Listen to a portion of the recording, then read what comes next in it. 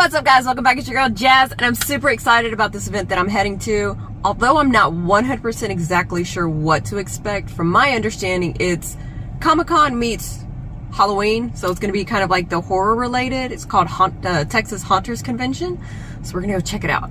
I know I didn't come prepared, dressed appropriately. I didn't plan ahead, usually my producer does, but yeah, I didn't communicate properly, so that's my fault. But let's go ahead and see what kind of scary fun we can get into.